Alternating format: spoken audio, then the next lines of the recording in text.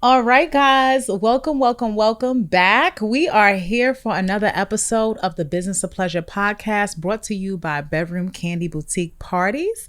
I am your host, your sexologist bestie, Kash, and we are going to get to some spicy stuff today. So just remember, this is the place that you guys want to check in for all things where you kind of want to get a little bit of the sexy and a bit of the success, because we're going to talk about all those things. We're here sitting down with people in the business of pleasure, but we also will tap into things like wellness and cosmetics and anything that you can think of in life that makes you feel good. We're all about all the things. So sitting down today, I am so excited. I'm not gonna lie, guys.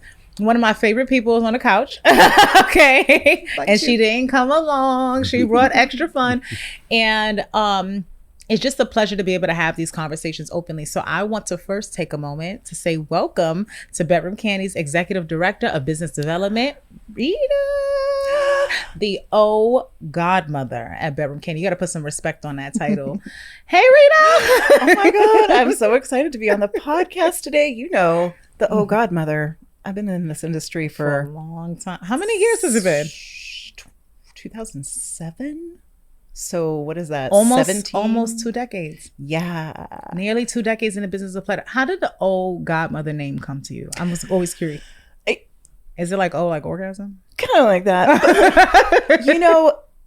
you know, the auntie, the friend, the person that you can talk to, that you can ask any of the questions, no judgment, just lifelong. This has tended to be me. And because my spirituality is kind of magical. I like that.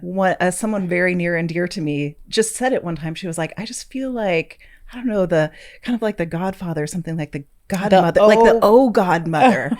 It is that very important. I love that. I love that it blends both ends of it. It's so funny because they'll hear from another one of our community experts and has a very similar story attached to it, like the mystical. And is us mystical chicks just kinky? I'm just wondering now. I think we know. My name is Enchantress in the kink world, and it's no surprise that it's a sorceress, right? So I'm starting to realize we got some common denominators there. Okay, so guys, the reason why I'm most excited, this conversation is going to talk a lot about one of those unconventional areas. And in order to do so, I didn't want Rita to come alone, okay? Because I think it's so important that we have a reflection of seeing what it looks like in a healthy couple dynamic, and in this case, marriage, okay? So I would love to take a moment to also introduce Eric, who's here with us today, and he's going to be sharing some love. Eric, can you tell us a little bit about you, what you're excited about? I mean, I know who you're excited about. Y'all should have saw the googly eyes. Those. They were literally just sitting there. Gaga-eyed. Just gaga-eyed. Yes. Kind of a little lost in space. Yes. Welcome, Eric. Thank you so much for having me and having us. This is just an amazing experience and amazing opportunity. So thank you. We love being able to talk about our dynamic. Yes. And, help to serve as that point of inspiration and, also, education as well. People have a lot of questions and, we're always happy to, help enlighten others in terms of our journey and both as individuals and then together as a couple. So it's always something that makes our hearts really warm. And you know what I love most? It's like I'm thinking any good healthy relationship that there are times where you take turns being a support for each other. And I've had the pleasure of seeing you in that capacity so many times. And it's really warming when you get to see just someone really, really well cared for and loved. And that is, I already know it's reciprocated because you're a topic of discussion for us, like in a positive way all the time. But it was so nice meeting you for the first time. Likewise, and then I think we were at the Sex Expo too. Yep. And it was just like, hands down, I was just like, this is perfect for her. Like, you don't even know. So, okay. I do feel like we figured it out. And I feel like it's it would be rude for us not to go to tell others how to do it. Yes. We have a duty for sure. Yes, especially in this type of lifestyle dynamic. So I would love if you guys, and whichever one of you, I would assume might want to lead this conversation, right? To just enlighten our viewers of how you identify or define your dynamic as not just, marital spouses, but outside of that. Yeah, absolutely. So for us, the most simplistic way to describe our dynamic, outside the the construct of total power exchange, is really in a daddy doll dynamic. So kind of as that protector, provider, kind of the foundational rock of kind of where our relationship goes. And within that also, behind every great man is a great woman. And it couldn't be, the wildly blissfully happy man that I am without, my partner, my wife, years together now. And it's wild to be able to say that each year eclipses the year prior in terms of our happiness. And it's just the opportunity and the honor to, have that gift of someone, presenting their wellness, all of their incredible gifts, and how you nurture and cultivate that is, for me as a coach in a both business and, athletic capacity, between, marketing and communications, and then, skiing and mountain biking. It's incredible to see how all of those kind of individual threads weave together, kind of come together. And it kind of creates that, not that one strand of excellence, but kind of woven as that whole cloth that kind of wraps around our relationship. So it's just this ever-present dynamic that it might not necessarily be front and center. So, in vanilla terms, it's not something that most people would perceive, other than kind of, those imperceptible, gestural things that we understand, but for others kind of, it's not so aware. Yeah. So we have that give and take, and being able to build off of that is really what, continues that perpetual cycle of, adoration and reciprocity, and kind of, again, nurturing and cultivating each other, and through all the experiences, what we want to have together, and, really kind of guiding us towards what we think as the vision for our own happiness as individuals and couples, and where we want to go in life. What's so interesting about what you said a moment ago? You talked about your skills and coaching in more than one way. And I always thought that the best kind of partner in a relationship is the person who gives all of their transferable skills to that one space. Like, absolutely, you accumulate all of these things about you, and then now you have this place where it's like, I'm giving it the best of all of these things. So that was a really, really, that stood out when, and what you just said, because the minute you hit it, I'm like, yeah, because let's keep it real. Sometimes you're the coach, sometimes you're the teacher, sometimes you're the doctor, sometimes you're the executive. Sometimes you really do toggle all the hats in a healthy relationship. So I love that. And I kind of really quick, Rita, want to turn to you, because being in a TPE, and for those who don't know, total power exchange, meaning someone in the dynamic is going to be in control. And this is something that is negotiated and agreed upon. So it's not like someone walking in and saying, I'm in charge of things. No. But it also requires a person as in a submission space who's really aware. So I kind of want to get a quick understanding of what was the thing that made you first say, I think that might be something for me. Like, what made you choose to want to exist in a submissive space?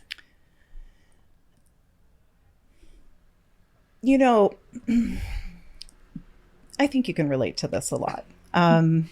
Women or people who have a lot of responsibility in their life. In my role at Bedroom Kandi, it's almost a decade of making big decisions every day that impact other people, and the real weight and appreciation of that.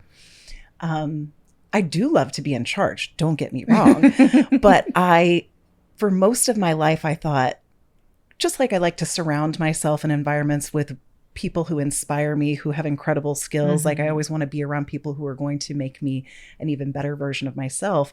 I really longed for a partner who could be that somebody that I could fully trust, to engage in a way that I could, and we could have a whole long talk about trauma history and the things around this. But I just felt like I've never been able to fully trust anyone else. It's always felt like I've had to carry everything on my own. Or check it, double check it, come behind it. And while I explored a little bit in a play way, what I really quickly realized is it's not just the fun pleasure moments, that this is something that I wanted to be a part of my bigger relationship dynamic, something that was present all the time. And to find somebody that I could trust their leadership, because the TPE thing, the total power exchange, for us at least, is, yes, it's for his desires, but also what I am trusting is that all of his decisions, all of his judgment and guidance and leadership is to fulfill things that I've said are important to me. And it's a consideration. Oh my God. Why?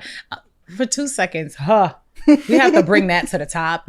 People don't realize that there's a heavy amount of consideration that I'm trusting my partner, right? Because sisters in submission here, right?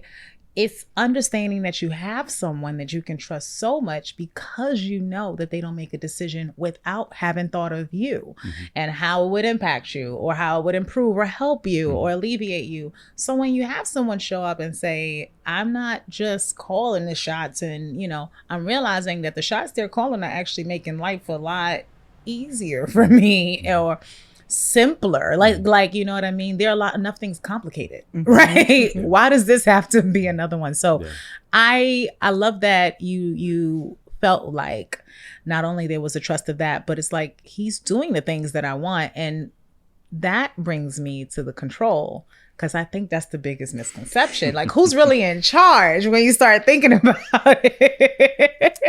Right. I'll say submission is the greatest gift, and that is the power position. I am not given complete autonomous control. Again, everything is done with consent. Consent is at the forefront of everything.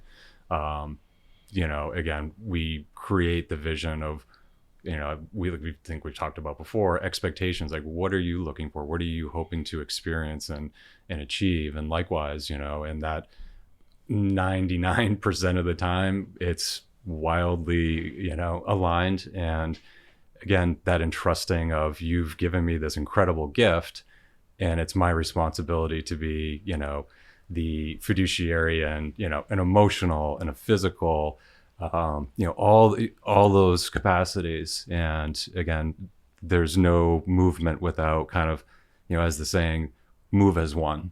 And that's kind of always our operating mantra. I love that. I love that. And I have one more question before I shift to a little bit about how this all impacts your role, right, at Bedroom Kandi. You shared move as one.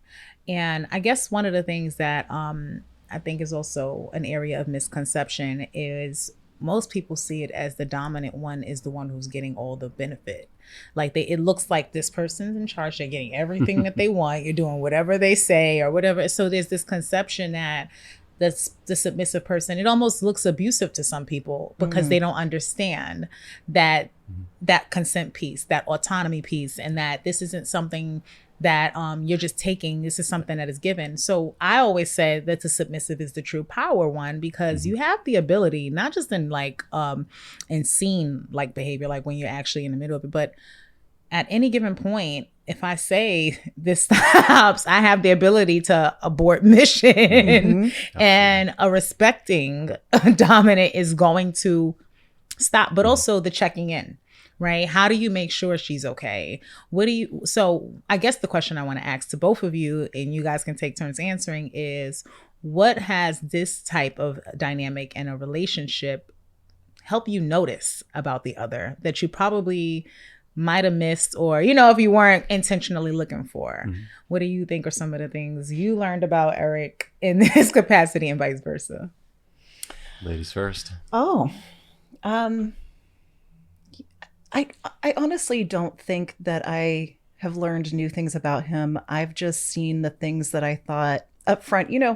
For anybody who's new to this, first of all, vetting people is really important. Getting to know when they, all the stuff they used to tell us when we were kids about, like, don't just jump in the back. Jump in the back of the car. Yes. It's even more important here. And so I saw all of these amazing qualities in him that I was looking for. And a little bit, I was like, is this too good to be true? Because he kind of is checking every single specific thing on my list. And what this has shown me is it is real. It gets tested every day. And his consistency might be the most surprising. I've never experienced such consistency in showing up the way that we've agreed to. And what that means to me is just everything. I think the consistency and commitment, collaboration, because you have to have a level of being committed to it. And you really get to see when a person says, I'm for you, that consistency is is like the testimony of, or, and what about you, Eric? What do you feel? So for me, I mean, there's, again, a lot of that reciprocity, and I'll just use like a for instance. So, if we're doing a photo shoot together, it's everything. It starts at everything from the beginning of, here's kind of the creative vision, right? Everything from shoot location to wardrobing, seasonality, like all of those types of things. So, really getting into the elements of, from a I guess kind of pre-care perspective, not in just looking at it in the aftercare, and managing, the emotionality, like the anxiety, all the things that kind of lead up to it, where, you'll get jitters and things like that. But, having that input of, here are my fears or concerns, meaning coming from Rita, and being able to address them. And again, opening up those communication pathways that really help me as a dominant, or in our case, me, a master of our dynamic, and her in the submissive position or role. But, being able to really draw her out and expressing the rawest and most intimate parts of her inner soul and mind and emotions. So again, like I was saying, like that great gift of submission is, being able to honor and protect that, and giving her not just the saying, but demonstrating that guardianship, if you will, of protecting all of those things that are very, very raw and potentially scary, So, for me, I get the gift of, there is kind of that coaching capacity, which it's funny how many times over my life I've come back to that capacity over and over again. And, it kind of ties in with somewhat of legacy, right? Leave things better than you found them. That right there is 100%. And I feel like when I don't know about you guys, I'm sure you'll agree, I never get tired, right, of that feeling that I get every time I feel like I did just what you said. It's absolutely. Like you almost chase it. And I've even found through my own journey in it is that I don't think I've ever been my truest, most empowered self until I owned my submission.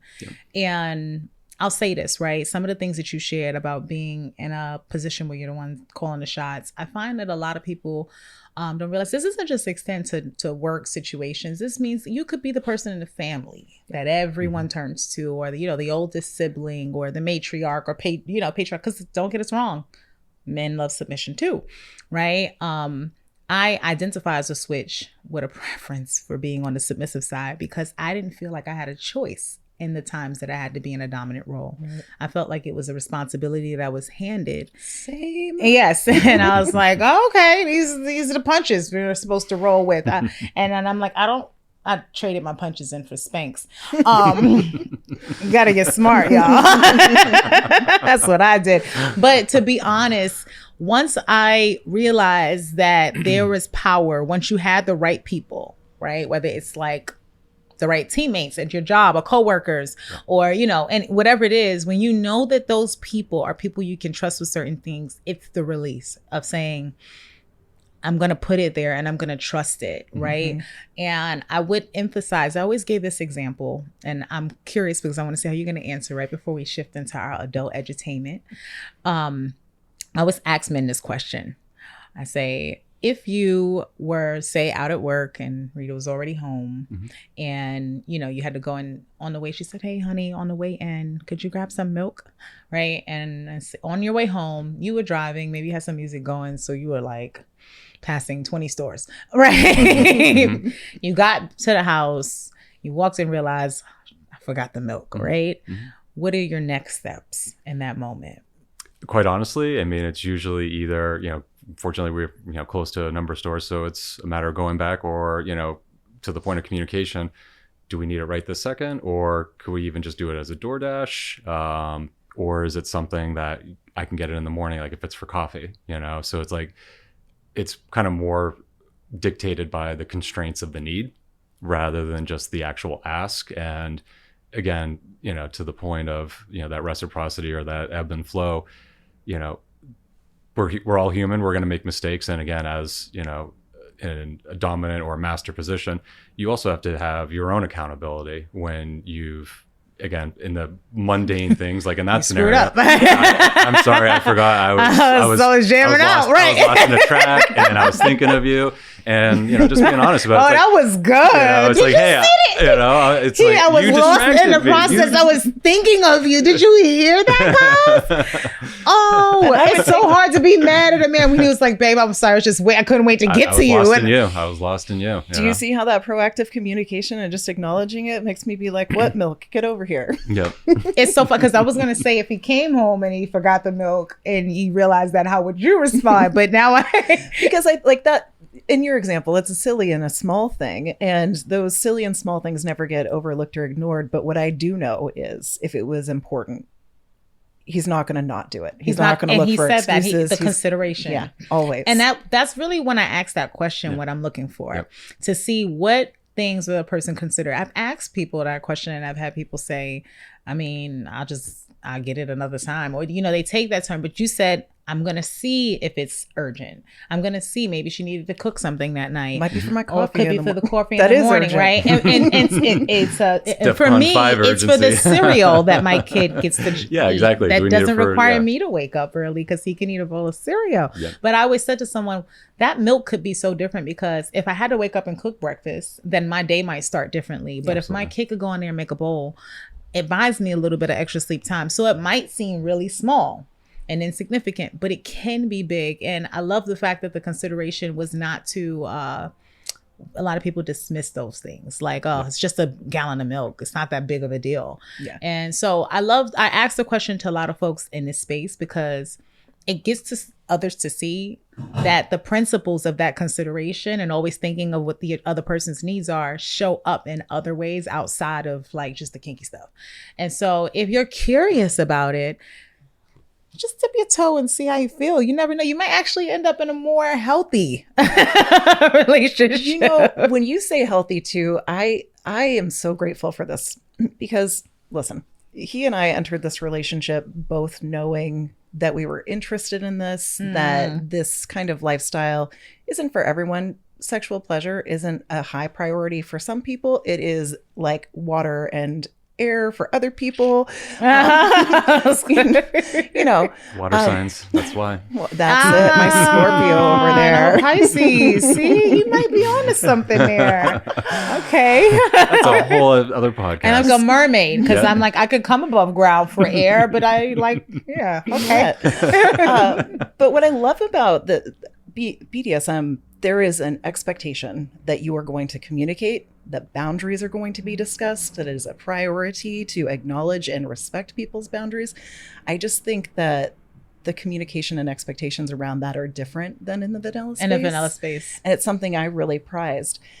I think a lot of people, there's so many new people to the community over these last handful of years, or even back in and it's getting a lot more of a public sort of. Yeah. But I also encounter people and professionals like therapists sometimes, which really bothers me, where there's this preconceived notion about how this looks, that a lot of people think sadism and masochism, that there's got to be pain involved. And for some people, you might like that level of stimulation. That is not what I was seeking. Honestly, I'm such a sapiosexual. Yes. The mind stuff, the control from there is the best stuff in the world. I'm sorry. Yeah, just you take over, Rita. I'm gonna go back and daydream at this point. Kasha's checked out. She'll be back. But no, is that it looks so different for everyone, and it gets to be, it's what is it that you really enjoy, and you get to have more of these things. Like submissive is the right category to put me in, but if you wanted to put more of a label to it, it's doll. You see, I like the hair, I like the makeup, I like the shoes, I like the clothes.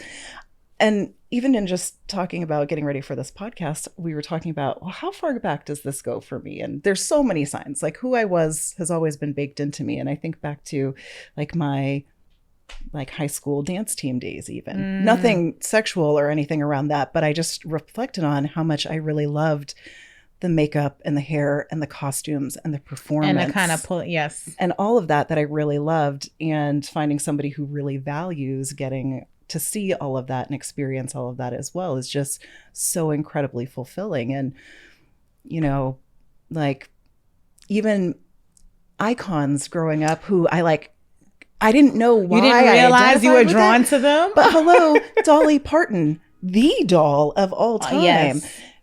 Playboy shoots from when she was young until her mature days. And that woman has like a rock solid marriage. They've been together over 50 years. And when I see that now, I'm like, oh, I think I got the math on that now. Mm-hmm. And he's the silent behind the scenes supporting all of her big screen endeavors. And that's like her rock. And that's how she talks about him.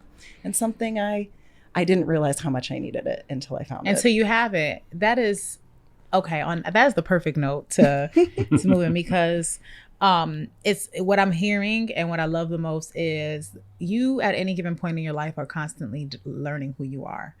And sometimes we go about life not understanding why we feel connected to certain things, not understanding why. And then someday they start to make sense, and you realize, and something you said, Rita, like you said, in a lot of vanilla situations, the communication is not as much.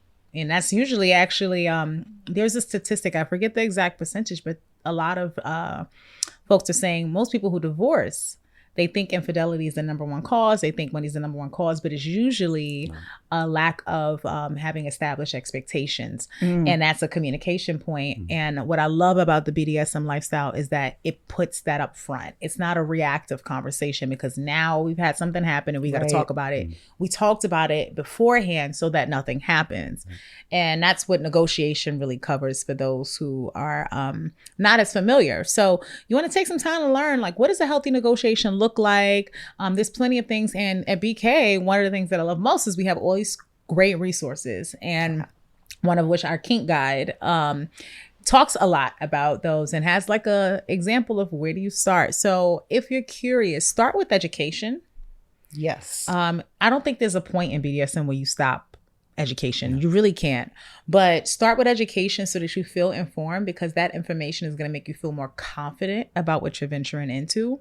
And what I love most, and this kind of takes us into the adult edutainment side, is we have plenty of things to help you get started over here. Okay. Yep. I want to talk about some of our products, but I want to first ask this question, Rita, which will take us into it. Now you got all of this life experience on this side, and now you're in a role, right, with Bedroom Kandi, where you're very instrumental in making decisions about what products are we bringing in, what types of things do we need to look for, and specifically quality. And we talked about this on some of our prior episodes on how much that's at the forefront of every decision. Well, specifically in kink, there's got to be a certain level of quality in order for us to not even use it, but also respect it. First of all, I have seen some stuff that I'm like, oh, I judge. So knowing that is the case, I did want to grab one of our products I have in hand. But if you could talk a little bit about just like in our Dark Desires collection. And guys, just so you know, like this entire collection is really, really something that's gender inclusive, because this could be on the face of a male just as much as a woman, or anyone who doesn't identify non-binary or anything like that, that it doesn't scream one or the other. And I just like that. To me, when I first saw Dark Desires on, it felt like straight out of a Hugh Hefner robe, but I kind of liked his robe game. Smoking he always had like those, it had that vibe to it. So I've grabbed a couple of things in my hands, and one of which is our Dark Desires eye mask, which I think is like one of the most beginner friendly items in the collection. Plus I use it on the plane. It's a great sleep mask, but there's a specific feature that I wanted to talk about, which is So Rita, can you talk to us a little bit about when you're looking at the manufacturers, when you're looking at the features of the things that we add in, how much of a role does that play in the selection? And can you just talk about some of the things in our Dark Desires collection that makes it stand out quality wise? So one of the things we acknowledge is that probably the majority of people coming to Bedroom Kandi are first timers, either in selecting toys or they're venturing into BDSM and fun sensory play for the first time. And so we wanted to make sure that everything that we make first of all, Kandi and her high standards. Yes. Love her. Love her for that. Because she is not gonna let it go if it ain't got a certain. No. So we wanted our products to be approachable for people who are new and maybe, again, have some preconceived notions about what it might be or what it isn't. Right. But we wanted to make sure that it was made well enough that anyone who's experienced that sees our products will also really respect what we've made here. So we put these things to the test to make sure that we got good stuff that is going to hold up. We pay attention to these fine details, like you saw both Kasha and I rubbing the inside. There's a velvety liner inside because while, okay, some people's kink might be to leave marks on them, most of us need to go to the office the next day and we need to not have marks not on look our like a wrists. domestic violence case because you came in with like Yeah. And so everything, like I said, everything we made is beginner friendly, but expert approved, if you will. And we put it through the test to make sure even like our captive desire collar and nipple clamps, we wanted to make sure that, you know, it's adjustable, safe, and it's adjustable. Just all of those little details. Oh, we have one of those. I'm gonna go while you're talking, Rita. Yes. And this one we got to see because I actually have a very funny, there's a lot of testing. You know, it's not just somebody making something and sending it to us. A lot of this is things we've designed ourselves. I think we should note that product testing is probably my favorite part of any role I've ever had here. I told you once, Rita, that one of my favorite things was like, I was like, I think I made it in life because I get to like have orgasms and then like give feedback as a part of a work assignment, and that's like a big deal to me. I was like, cake and eat it too. No HR involved for that, right? HR is very weird at our office. I just wanted to leave it like this for a moment so you guys can see when you guys receive the items, how they're packaged. Even though the item is inside of a satin privacy pouch, it still comes wrapped in plastic before you get to it. So this is how it looks once you pull it out the box. And I think that's important because when you're ordering this kind of stuff, you want to make sure that it's been handled well, but that we also make sure that it travels with you well. Okay, so this one is our captive desires. And so one of the key product development philosophies at Bedroom Kandi is diversity and inclusion. And that means a lot of things. And I think a lot of people think culture and race, but we think about it from the perspective of body types and pleasure interests and price points, because being inclusive around the socioeconomic status of our customer, especially these days. Right now, where everyone's thinking so much more also about where they're spending their money, which we should all be doing. Yes. But, you know, those of us who have a splurging problem have had to be a little more conscious these days. So, yes, myself included. Yeah, inflation has been getting us. So, yeah. We knew that we wanted to make a collar with attached nipple clamps because it adds the element of fun that this also becomes kind of like a chain that can be pulled on and directed. But there are a lot of different designs that you can choose for nipple clamps, and safety, again, is always really important to us. So we decided that we wanted to get some adjustable clamps so that, again, different people have different size nipples. They can be non-existent to, you know, we wanted to make sure a finger size could fit through here so that everyone can enjoy these. But I will say, we put these through crazy testing. And there are some funny behind the scenes stories of near misses that we had to save you from. One of our founders is a male. And like I said, we want to make sure we try these things on everyone. And there was a Monday morning with Brian where there was a dozen different nipple clamp designs on my table. And he was like, and you just got to sit there. Yeah, because Brian will take that shirt off. Well, we almost took way more than his shirt off because there are some things that are not safe. There's one nipple clamp design that's like a circle that goes around the nipple, and then it has the things from the outside and they pull in. Yeah. They snap fast and hard. So he was eagerly doing it and then let it go. And it kind of clamped. Yeah. And it was, So just know that we put our bodies on the line to make sure that yours doesn't have to be. But again, we want to make sure that these are safe and these are comfortable experiences. And even if you're using them for an extended period, that, you know, you're going to be comfortable. And so guys also know that when you adjust it, wherever you adjust the basically how much space is between the clamp, it stays there until you change it. So for example, it's closed in this position right now, but I'll press down on it just for a moment so you can see once they're open and apart. Let me clear my hand. And then once I screw it a little bit, you'll notice now it's permanently got this little gap. So this is what protects you. And then there's also these plastic knobs that's over the metal. So your skin is not coming into contact directly with the metal, although the pressure and strength of the metal is still applying against you. So that was something that was big for me because, to be honest, I think BK's nipple clamps were the first ones I used because I didn't, for some of the reasons you said, I'm very sensitive there. And I didn't have this experience, but another friend did. And it was like a horror scene.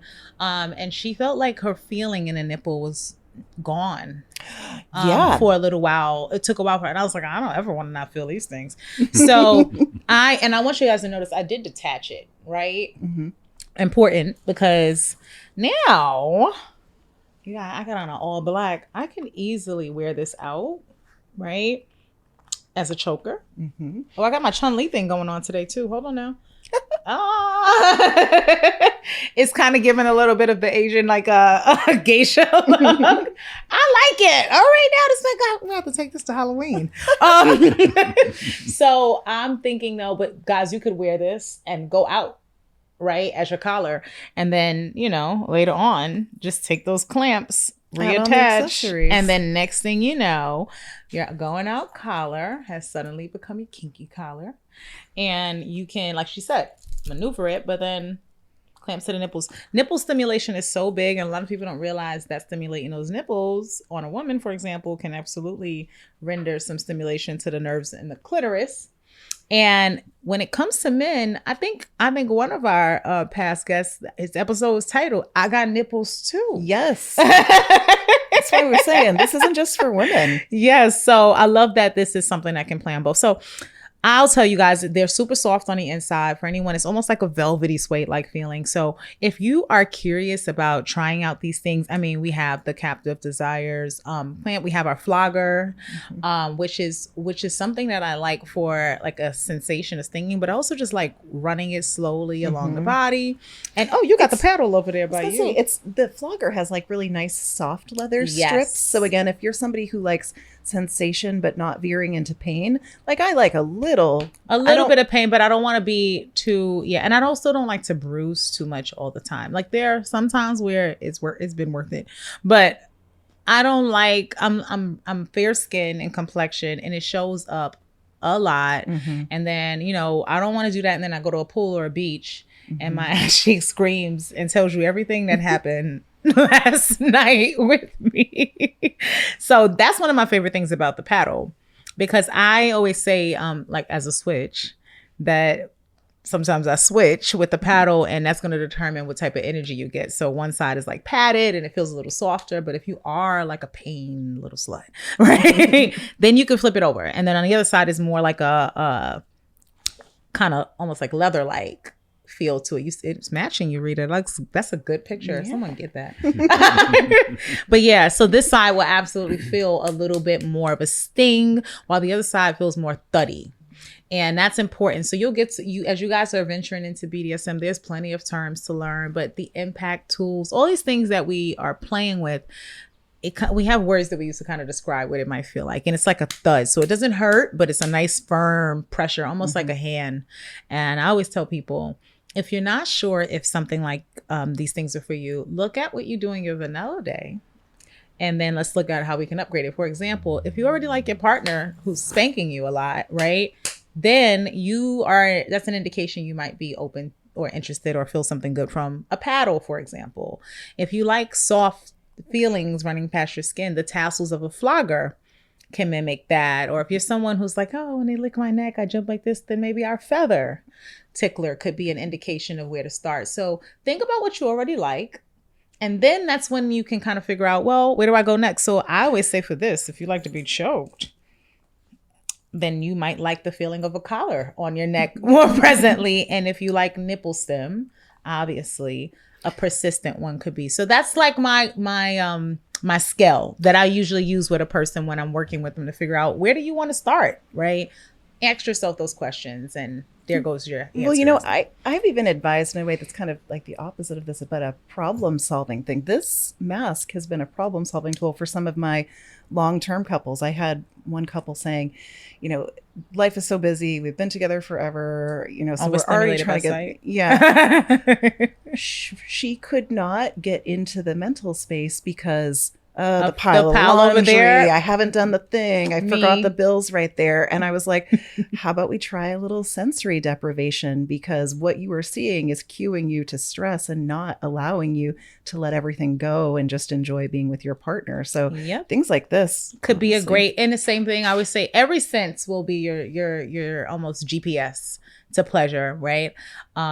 Because similar to that, you can do the same if you're overstimulated by sounds or things like that. There are ways to enhance the sound. There are ways to, you know, so I have a friend of mine who doesn't have to be spanked, but just hearing that, like if you're watching right now and that's kind of getting to you and you're like, hold on now, what's happening at the business of pleasure? And it's getting faster and faster. And you're like, you had to remember where you were for a moment. You might just like a little bit of impact play, right? So slip into subspace I tell people that all, you know, and we have so many great, you guys have seen some of the things here, but there are so many things that we have that play on sensory. We have lots of things for arousal. We have lots of things for sensitizing some things. And we also have things to add the fun element. So it's really about exploring. And if you're looking for a great way to start there, and then I would say, listen, if you're watching this episode and you head over to Bedroom Kandi, you might find there are some special things happening that might get you a little bit of sensory with a discount. Okay. So really quick, before we go to our last piece, which really isn't going to occupy much. One thing that I did want to mention, because we talked a lot about the things that are happening during, we're talking about a lot about exploration, but one of the things that I know is important to you guys, which is super big for me, which I have to give a shout out to my sweetheart because he's so good at this. He's a good one. He's a great one for that. Thanks. He is an aftercare specialist. Okay. In fact, there are ways that he's aftercared me that I didn't know were required because I used to just say my aftercare is food, which it still is. Let's be clear. But usually after some of the things he does to me, then I'm like, oh, where's the quesadilla? Right? Because I don't know how to describe the hormonal release that you get, that oxytocin release that you get just makes you feel warm, cuddly. And what else makes you feel warm and cuddly but comfort food? So I always I'm very big on physical touch. It's my first love language, and aftercare. So Eric, maybe if you can talk really quick about what types of things do you like to do after you guys have the fun to help transition yourself, and then also to help Rita transition from something that might have been a very intense either day or kinky scene.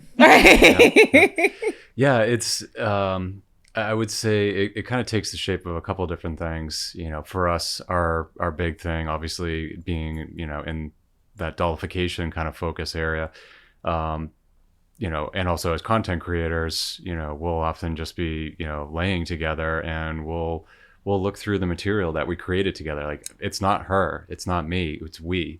You know, being able to basically go back and just really internalize and process, like, what did we just create, and, you know, the beauty associated with it. And then it really helps register the intensity of those experiences. And that in and of itself, I think it does bring this greater sense of connectedness and appreciation, you know, because we're not into the pain elements, like, you know, like Rita, you know, spoke to. You know, impact play is really not our bag. You know, it's, you know, kind of maybe like a light, you know, spank, but it's, you know, I cherish and protect my doll. I don't want to damage my favorite toy. Yeah. You know, so, you know, for me, it's almost like, let's look back at the catalog of just what unfolded, and it's just this, you know, moment of awe and inspiration of just like, that was just absolutely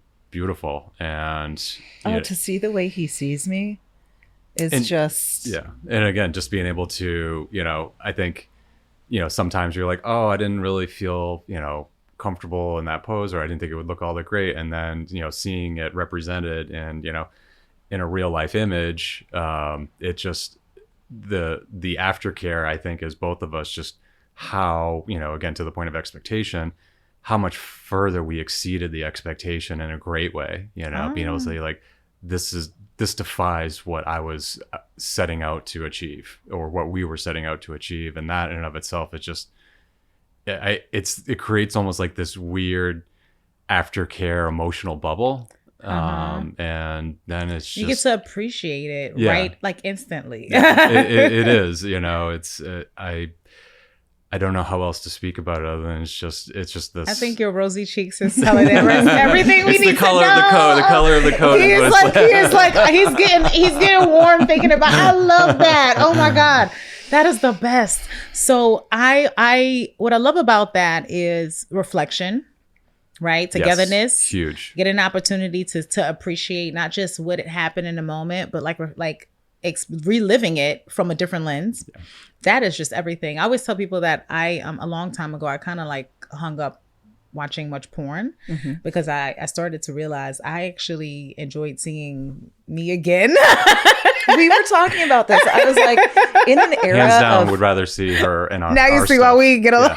Yeah. I was like, in an era of porn addiction, my husband just wants to see me, and I just want to see us, and how that feels, and how this is going to feel 30 years from now when you look back. Yeah, like, gosh, being able to create like your own coffee table book of just like, wow, look at this catalog of just gorgeousness, and just like, this chapter of our lives that we were able to create together just out of nothing, and it's just, there's so many layers and dimensions to it. It's just, there's not enough words to encapsulate it. And the content he's talking about too is, for those of you who don't know me, lingerie is my expertise and specialty. It's one of the product categories I was able to revive at Bedroom Kandi. And the lingerie thing is really special to me, especially thinking over time, because I've always had this interest, but in my 20s, I had no money. Lingerie is expensive. It's expensive. And kind of like buying toys, like, is a trial and error thing. You're going to buy something and be like, oh, that actually doesn't fit my body, or that looks great, or I didn't know that I like this style. And this is one of the things that was really important about the products we brought to Bedroom Kandi, is that we chose body stockings and like a tube dress, things that fit a really wide range of bodies, because they're really stretchy and they fit no matter what your proportions are. It will conform. And affordability. We wanted to make sure that it doesn't break the bank, that you can explore and decide, do I want to see a body stocking? Do I feel better in a dress? Like, what is it that works for my body that helps me feel like my sexiest self? And am I going to feel bad when it gets ripped off if I have to buy it again? Was that just me? That's one of the perks. I've definitely had a body stocking or two of ours that I had to replace, but because of the price point, it doesn't feel. And I mean, if you honestly want to get a great discount on it, just join us. Yeah, because you can use your consultant discount up to 55% off. Yes. You can't beat that. Can't beat that to get your own joy and pleasures with that discount. But I like what you said, Rita, and that body, that inclusivity is so big. And I was here when we had our first lingerie collection, and it wasn't true to size. No. Well, at least US this sizes. Was before me. Yes. And they were beautiful. Yes, and I love. Beautiful. I guess what I think it is that I love the effort and the attempt to make sure that it was something as a part of it. But like anything, I always say that anything that doesn't need constant change or evolving is dead, right? And so you try something, you realize, okay, this was a good attempt, but it's not hitting all the check boxes. And then, bringing back the body stockings and not bringing them back, bringing them in. It was exactly that. And you guys will get to see a quick clip that you'll see with the stockings and the body stockings look like on different bodies and different sizes. But I have to be so grateful for that, because that's a huge challenge for me. I'm not a small girl. I'm a full figure girl. And I would get things that it's like, maybe it'll fit my nipple in there, maybe not, or maybe I'm gonna have some spillage. And those are the things that any woman who can relate to this, you know what I mean? You can't stop looking at that one thing that doesn't fit right. Even if it looks right here, it's like, I hate the way it's making my boob squeeze out the side. And then it becomes so distracting that you're now looking at your partner looking at you and you're like, I hope they're not paying attention to that. So people have to realize that you have to feel good. You do. In these things. So yeah, I love that. And again, I have this special place in my heart for lingerie because, one of the things you just asked is about transition in either the transition to aftercare after a scene, but you also mentioned or coming home from work and switching. Yes. And this one is, something that until I experienced it with you, that I didn't realize how vital this was for me in that, again, my interest in lingerie, but after you buy it, it was like, oh, but some of this stuff, how do you even get dressed by yourself? I'm going to be sweating by the time I put this on. And it felt so frustrating. And one of the rituals that we have is that he helps me get dressed, whether it is... He dresses his doll. He does dress his doll. And whether it's before play or if it's just this is hard to put on and the right. So that's how we start the scene is okay, we're getting ready. This place. Let me help you put on your shoes. Let me help you put on your clothes. And that moment, and I hold him for balance or whatever, and watching him intentionally look at me, that instantly, it really doesn't matter what happened that day. All of a sudden, I'm so immersed in what's going on between us and what's about to occur that I just can't tell people enough about the joys of lingerie that I don't think anybody knows. Yeah. And it's more than just dressing you. I mean, there's kind of the preamble or the lead up to it where it's to some degree giving you a bit of choice and control to the point of having that true power position, but laying out the choices of option 1, option 2, option 3, so to kind of already build that that environment or that mindset of I, again, to the point of the milk episode, forgetting milk, I'm thinking of you in this capacity, but also just the appreciation of just how gorgeous you are. And for me, just being able to dress my doll, so to speak, it's probably one of the most intimate ways that anyone, man, woman, non-binary, otherwise, can really, I think appreciate a level of femininity that, for me as a straight man, I can't engage in. I'm not dressing up in lingerie, but to be able to, I hate saying it, take the wild fantasies of your teenage years of, you have the Victoria's Secret catalog show up you got at your the catalog house. model and the catalog model is yours. Yeah, exactly. So it's you get to bring this to life and just be this is just the most jaw-dropping, show-stopping image ever brought to life. And there's just something incomparable about that, to see that personified in real time and providing the care of that. I love that. Guys, I'm getting the tingly things. I feel like I gotta go hug my man. But I will say this. First of all, I really appreciate you guys' openness and transparency in the conversation. Absolutely. Because we like to create safe spaces. That's what it's all about. And that's what really Bedroom Kandi is all about as a whole. We have to give so much credit to our consultants nationwide, literally, who are going out and creating these spaces for folks, whether it's in their private homes or in a bar or wherever it is. They are literally creating places for people, couples, alike, or maybe you're dating, I don't know, whatever it is, to come in and get a chance to have a very hands-on experience. And even if it's virtual, right? Because we're in a world where sometimes things are done online, you still get the opportunity of a person who's going to take their time to explain these things. I found my biggest challenge in venturing into this, which is one of the things that made me want to have my first party years ago, was one, I didn't like the glaring, you're going to go buy sex toy lights on most of the shops. Yeah. That was the one. I was in politics at that time, so it was a real big thing. But the other side of it was most of the people in the stores are really just mostly cashiers, or, they might know a thing or two about what's in inventory, but they don't understand how to talk about the products with you from a space of education to a degree. Mm-hmm.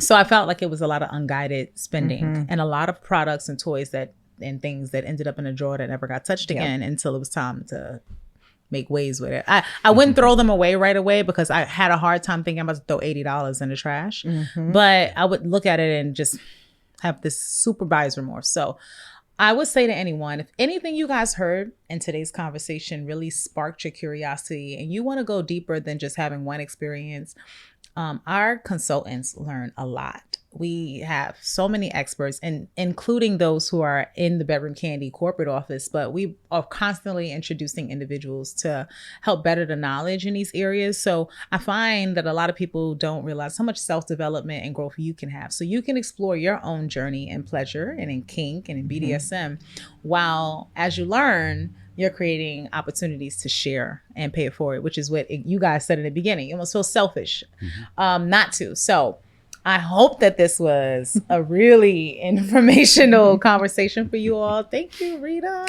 Thank you, Thank you Eric, for having us. for coming and sharing a bit of you guys' warm vibes. And we will see you guys again soon. Before you go, stay tuned, because we do want to make sure you see a little bit of that lingerie. So take a peek at that. But make sure you come back next Money Making Monday and tune into the Business of Pleasure podcast. Bye. Thanks, Kasha.